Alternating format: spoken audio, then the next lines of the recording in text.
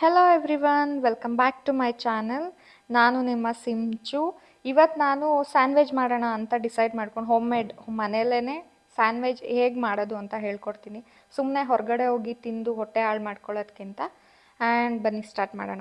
ಫಸ್ಟ್ಗೆ ಆನಿಯನ್ ಮತ್ತು ಟೊಮ್ಯಾಟೊನ ನೀಟಾಗಿ ಚಿಕ್ಕದಾಗಿ ಕಟ್ ಮಾಡ್ಕೊಂಡು ಹಾಕ್ಕೊಳ್ಳಿ. ನೆಕ್ಸ್ಟ್ ಕ್ಯಾರೆಟ್ನ ಸಣ್ಣ ತುರಿಯೋದು ಬರುತ್ತಲ್ಲ, ಅದರಲ್ಲಿ ತುರಿದ್ಬಿಟ್ಟು ಹಾಕ್ಕೊಳ್ಳಿ. ನೆಕ್ಸ್ಟು ಹಸಿ ಕೋಸನ್ನ ನಾನು ತೊಗೊಂಡಿದ್ದೀನಿ.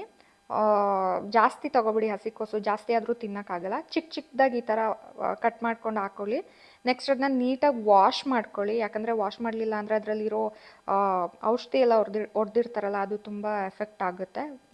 4-5 ಟೈಮ್ಸ್ ವಾಶ್ ಮಾಡ್ಕೊಂಡು ಹಾಕ್ಕೊಳ್ಳಿ. ಸ್ಟಫಿಗೆ ಬೇಕಾಗಿರೋದು ಇಷ್ಟೇ. ನೆಕ್ಸ್ಟ್ ನಾನು ಇದಕ್ಕೆ ವೈಟ್ ಆಲ್ಮಂಡ್ಸ್ ಮಯೋನೀಸ್ನ ಹಾಕ್ಕೊಳ್ತಾ ಇದ್ದೀನಿ. ಇದನ್ನು ಹಾಕ್ಕೊಂಡು ನೀಟಾಗಿ 1-3-4 ಸ್ಪೂನ್ ಹಾಕ್ಕೊಳ್ಳಿ. ಅಂದರೆ ಸ್ಟಫಿಗೆ ಎಷ್ಟು ಅವಶ್ಯಕತೆ ಇದೆ ಅಷ್ಟು ಮಾತ್ರ ಹಾಕ್ಕೊಳ್ಳಿ. ನೀಟಾಗಿ ಅದನ್ನು ಮಿಕ್ಸ್ ಮಾಡ್ಕೊಳ್ಳಿ. ಮಿಕ್ಸ್ ಮಾಡ್ಕೊಂಡಾದ್ಮೇಲೆ ನೆಕ್ಸ್ಟ್ ನಾನು ಹಾಕ್ಕೊಳ್ತಾ ಇದ್ದೀನಿ ಉಪ್ಪು, ಸಾಲ್ಟ್. ಎಷ್ಟು ಬೇಕೋ ಅಷ್ಟನ್ನು ಮಾತ್ರ ಹಾಕ್ಕೊಳ್ಳಿ, ರುಚಿಗೆ ತಕ್ಕ. ಕೆಲವ್ರಿಗೆ ಸಾಲ್ಟ್ ಜಾಸ್ತಿ ಬೇಕಾಗಿರುತ್ತೆ, ಬಟ್ ನಾನು ಸಾಲ್ಟ್ ಕಮ್ಮಿ ತಿಂತೀನಿ. ಆ್ಯಂಡ್ ನೆಕ್ಸ್ಟು ಖಾರ ಪುಡಿ, ಚಿಲ್ಲಿ ಪೌಡರ್ನ ಹಾಕ್ಕೊಳ್ಳಿ.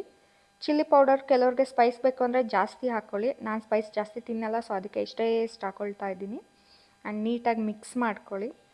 ಮಿಕ್ಸ್ ಮಾಡ್ಕೊಂಡಾದ್ಮೇಲೆ ಸ್ಟವ್ನ ಹಚ್ಕೊಳ್ಳಿ. ಸ್ಟವ್ ಹಚ್ಕೊಂಡು ಅದ್ರ ಮೇಲೆ ಹೆಂಚಿಟ್ಕೊಳ್ಳೋಣ. ಹೆಂಚು ಬಿಸಿ ಆಗ್ತಿದ್ದಂಗೆ ಒಂದು ಬ್ರೆಡ್ ಸ್ಲೈಸ್ ತೊಗೊಂಡು ಅದ್ರ ಮೇಲೆ ಏನದು ಬೇಯಿಸ್ಕೊಳ್ಳೋಣ.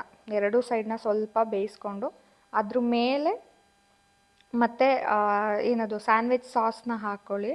ಸ್ಯಾಂಡ್ವಿಚ್ ಸಾಸ್ನ ನೀಟಾಗಿ ಸ್ಪ್ರೆಡ್ ಮಾಡಿಬಿಟ್ಟು ಆ ಸ್ಪ್ರೆಡ್ ಮಾಡಿರೋ ಸ್ಲೈಸಿಗೆ ಸ್ಟಫ್ ರೆಡಿ ಆಗಿತ್ತಲ್ಲ, ರೆಡಿ ಮಾಡೋ ಇಟ್ಕೊಂಡಿದ್ವಲ್ಲ, ಆ ಸ್ಟಫ್ನ ಹಾಕ್ಕೊಂಡು ಮತ್ತೆ ತಿರ್ಗಾ ಹೆಂಚು ಮೇಲೆ ಇಟ್ಕೊಂಡು ಸ್ವಲ್ಪ ರೋಸ್ಟ್ ಮಾಡ್ಕೊಳ್ಳಿ. ಹಾಗೆ ಇನ್ನೊಂದು ಸ್ಲೈಸ್ ಬ್ರೆಡ್ಡಿಗೂ ಸಾಸ್ನ ಸ್ಪ್ರೆಡ್ ಮಾಡಿಬಿಟ್ಟು ಹಾಗೆಯೇ ಸ್ಟವ್ವಲ್ಲಿ ನೀಟಾಗಿ ರೋಸ್ಟ್ ಮಾಡಿ. ಎರಡೂ ಕಡೆ ಟೋಸ್ಟ್, ಎಲ್ಲರಿಗೂ ಗೊತ್ತಲ್ವ ಟೋಸ್ಟ್ ಯಾವ ಥರ ಮಾಡ್ತೀವಿ, ಬ್ರೆಡ್ ಟೋಸ್ಟ್ ಮಾರ್ನಿಂಗ್ ಟೈಮು. ಆ ಥರ ಟೋಸ್ಟ್ ಹೇಗೆ ಸ್ವಲ್ಪ ಜಾಸ್ತಿ ಬೇಯಿಸ್ಕೊಬೇಡಿ. ಬಟ್ ನಾನು ಫಸ್ಟ್ ಟೈಮ್ ಮಾಡ್ತಿರೋದ್ರಿಂದ ಜಾಸ್ತಿ ಬೆಂದೋಗ್ಬಿಡ್ತು. ಇದು ನೋಡಿ ಹೇಗಿದೆ. And this is my final sandwich look. ಇಷ್ಟ ಆಗಿದ್ರೆ ಲೈಕ್ ಆ್ಯಂಡ್ ಕಮೆಂಟ್ ಮಾಡಿ. Thank you so much.